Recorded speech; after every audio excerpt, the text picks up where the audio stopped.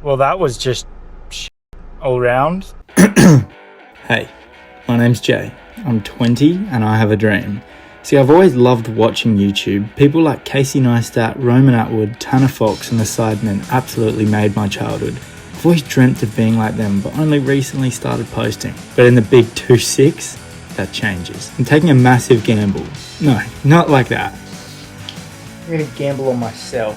I've quit my job cleaning pools and I'm gonna post a video every day for 100 days.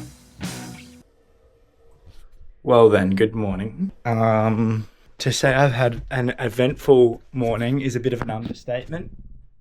Yeah, let me just put in a little clip here of like what I had to deal with getting home this morning.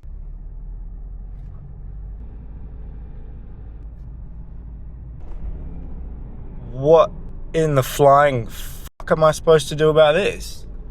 No, this is actually nuts. I'm stuck behind millions is a stretch. I'm stuck behind hundreds of bikes going so slow. I don't know if you can see this, but I'm about to get overtaken by bikes and there's nothing I can do about it. See, I don't want to say fuck cyclists because I really want to buy a road bike and start riding, but fuck cyclists who ride in a big fucking group across the whole road. I'm not anti-cyclists. I'm just pro-car. I don't know. Respectfully, if you're going that slow, it should be single file on the left so that cars can drive past, not leaking into the other lane. What the flying oh my god. How many of them are there? Holy shit. Oh my god. Oh, and then there's more fucking up here. Oh, okay. Fucking idiot. Oh my god, what an eventful start to the morning. Fucking more! Oh my god. This is nuts. Oh my god. I might give up. Might just park up. Fuck it, I'm not going home. Can't make it home. No, I'm going side streets. I can't deal with that. Oh my god. There's only so long that you can sit going like 10 k's an hour behind cyclists. If I cut through here and get back up to the next main road and there's another batch of cyclists, I'm not quite sure how I'll react. Yeah, not the ideal start to the morning. Anyway, talking about ideal starts to the morning, I'm gonna go make a coffee. This is obviously not a paid sponsorship, come on, but all I've got to say is how good are KO Minis? Like, I missed this incredible cricket game last night and now I can just watch a KO Mini. So I get to watch David Warner make 110 and then Steve Smith make 100, Mitch Stark's bowling. 66 metres.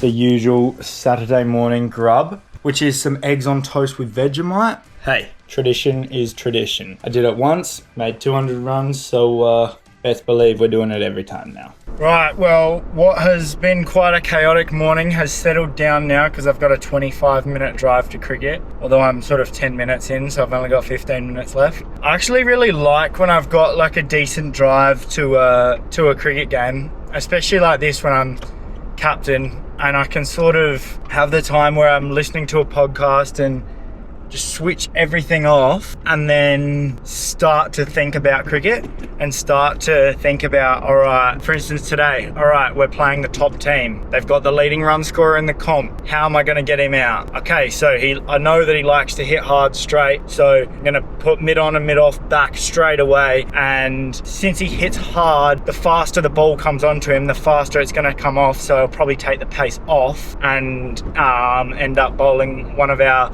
medium pace bowlers and a spinner, try and attack him in like that and force him to hit harder and then potentially get a miss hit. But we're talking about someone who's made like 490 runs this year, like absolutely flying. So would be incredible to get him out early. I'm going to try and lead the way in the field from the get-go, up and about, rowdy. Think that that's the main sort of thing for us. If we can limit their runs early, by being up and about in the field and rowdy and taking our opportunities for wickets when they come.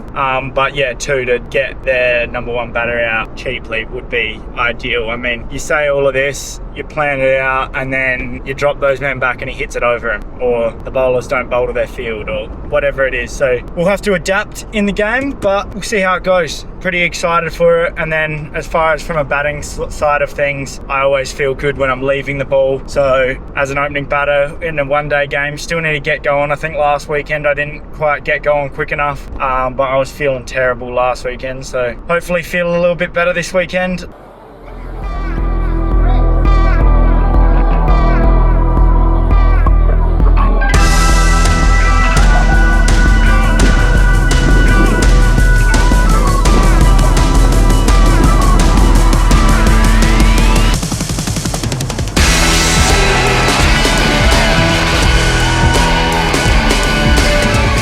Right, well, a good start from Raz there, and in the 3rd over here, I fumble an opportunity for a run out. Should have hit that, and oh my god. But after a 30-odd run partnership, Raz breaks through again and knocks the stumps down for a 2nd time. After 6 overs each from the opening bowlers, I've brought Charlie on to bowl some offies. Well, that worked. Now, I've come on purely to bowl 1 over before drinks here, and stupidly, I don't know what I was trying to do. The batter was in his crease, and I've thrown it at the stumps, missed, and now got their key batter on strike. So, good work, Jay.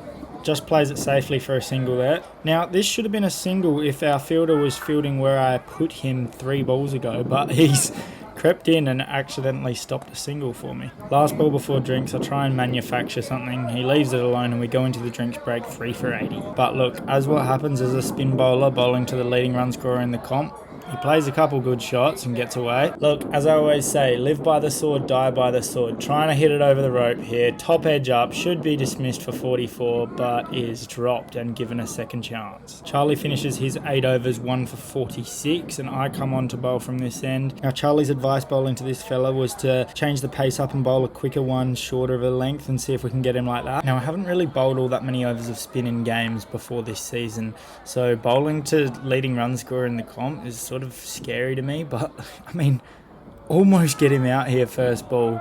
You never know what could happen. And a bit of sloppy running between the wickets almost gets himself run out, but square legs called it not out, so it's not out. And then 2 dot balls to finish my over off here. Now Liam, none for 28 in his last over, bowls the wicket ball, aka full toss on the knee roll. I've come around and caught him on 48. Now first ball of my 4th over here, and well, he's just out. He's quite clearly not got his bat down in time. Their square leg umpires called it not out, so there's nothing we can do. It's not out. Now, I was bowling with a bit of anger this ball, and I had to hold myself back from throwing it back at him. It's not his fault that the square leg umpires called it not out. And now, last ball of this same over, I've taken the pace off completely, got the men back, straight down his throat. He sort of runs in, makes it harder for himself, and goes back and completely misses it. So 2 wicket opportunities, both missed. And then, I mean, this is one of those ones. He's hit it off middle stump. He's middled it for 6, but, you know, he misses, I hit, and he's out. A couple overs later, I take the pace off the ball completely, find the top edge, straight down Liam's throat, and unfortunately puts it down. And the very next ball, an opportunity just goes over his head. And now, 2nd ball of the last over, Raz finds the edge here, straight to me. Take the catch, gets us 5 for 168. Then the very next ball, Razzie steams in, finds the outside edge again, and Roscoe takes a nifty catch in the grippers there. With 2 dots and then a leg bye to finish, they end up with 169, meaning we need 170 to win. First ball, I just get in behind it and drop it down. Next ball, right where I want it, I middle this straight drive, but the outfield is that slow that it pulls up literally, supposedly I was told centimetres from the boundary. We just run the 2 there. Now, realistically, this was probably too wide to pull. I probably should have tapped it over the slips. But next ball, I decided it's a good idea to give mid-off some catching practice and just hit it straight down his throat. Now, unfortunately, I've started a bit of a problem here. Bradley comes out in the first over and unfortunately has to depart back to the shed's first ball. Then just a few overs later, JL also has to depart back to the sheds, LBW. Now here, Roscoe and Razzie have had a pretty solid little partnership going. They're both on about 20 odd.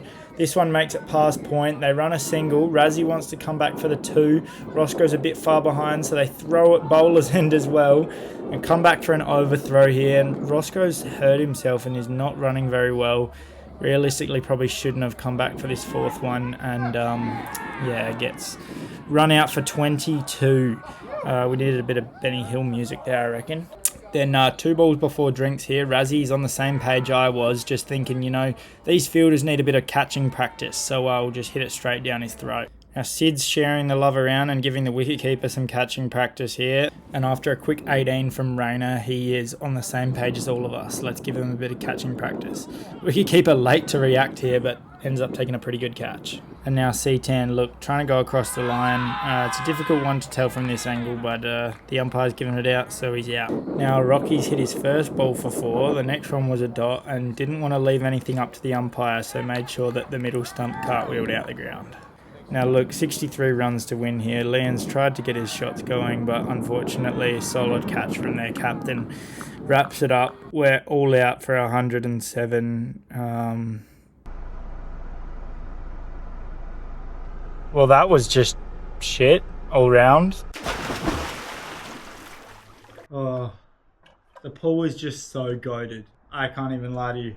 I was feeling so average before, but all it takes is just one little dive in the pool and I feel so back. When I got home, I was just inside watching the first Big Bash game of the day, which was the Strikers game, which I would have gone to if I didn't have cricket. Realistically, probably should have gone anyway. It was a bit of a nothing day.